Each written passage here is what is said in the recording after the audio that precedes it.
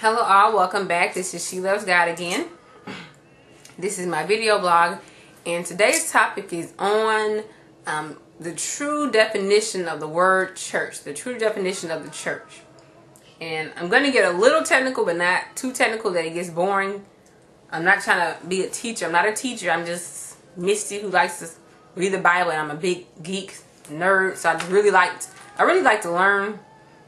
And I feel like knowledge is power, and I feel like it's important to understand the root words of things and the original Greek and the original Hebrew, because many things can get lost in translation. I'm sure you all have heard of that phrase before, lost in translation. Things do get lost in translation and in transliteration.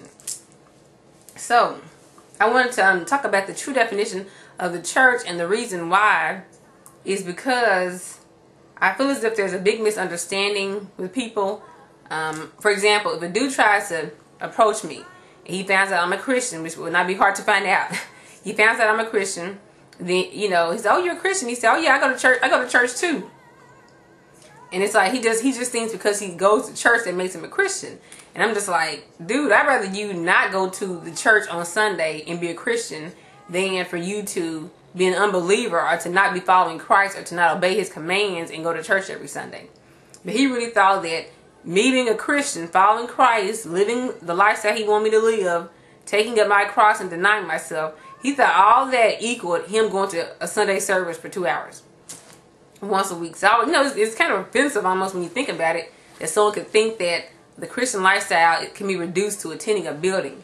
And if you think of it that way, it's like saying, because I visit a palace, that makes me a princess or a queen, or because I go into the Oval Office, that makes me the president. I think that's the office that he's in, the Oval Office, or whatever they call that room. Just because I'm in the White House does not mean I'm the president.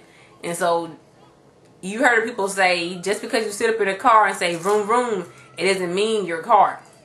So I just say, going into the White House does not make you a president. If Barack Obama was inaugurated early last year. Now, what sense would it make if I said, well, while he was repeating, the vow, the oath, whatever, I was doing the same thing. I was repeating the words after he was, and then I went to the White House later on that year. Does that mean you're the president? It's not just about going into a building and saying some words. You have to actually be the president, where you actually made the president. So some people think that they're real Christians because they go into a building, and I think it's important for you guys to understand what the word really means, and then maybe it'll help you reevaluate and see if you really are a Christian because you go to a church. Now, Jesus, I always like to start with Jesus because, I love to start with him whenever I can, because, he's the most important character in the Bible. Him and God are.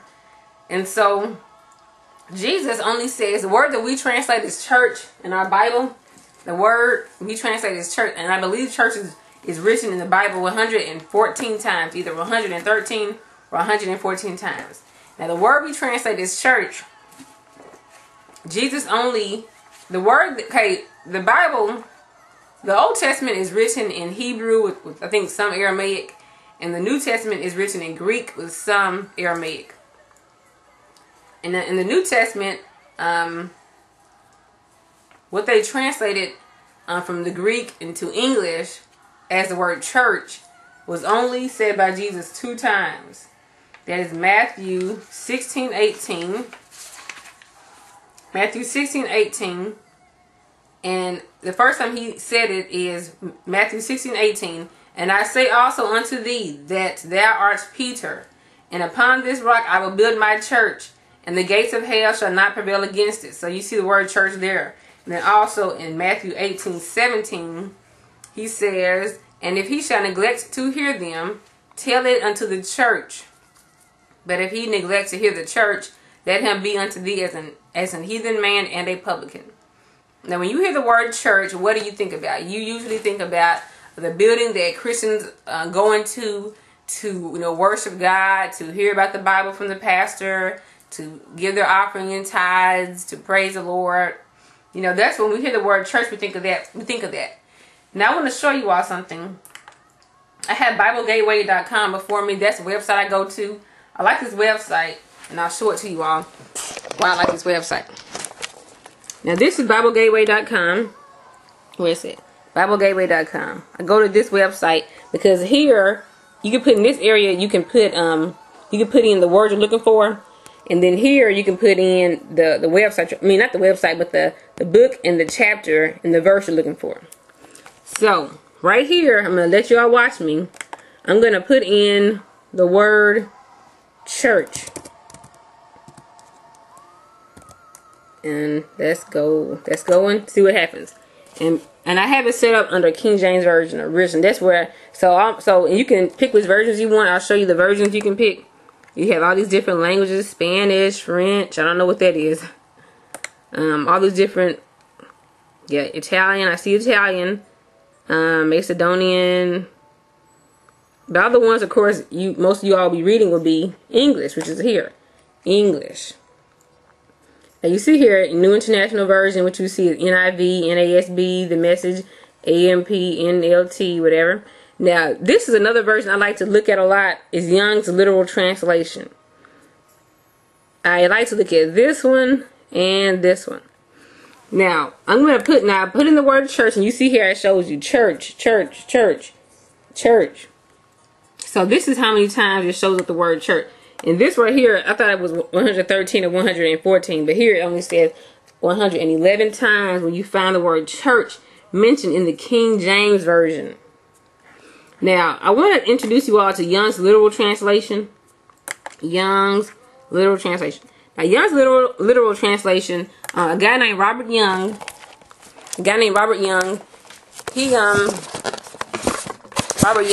he went out and he said he decided he was going to go to the original Greek of the New Testament. Remember I said New Testament was written in Greek and the Old Testament was written in Hebrew.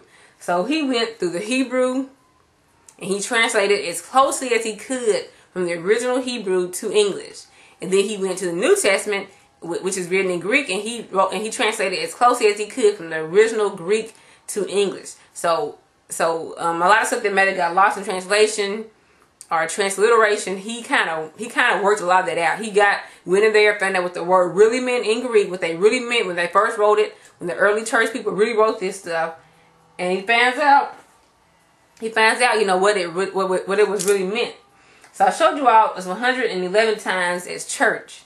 Now let's see how many times Young's Literal Translation finds that word church, the word that we translate as church.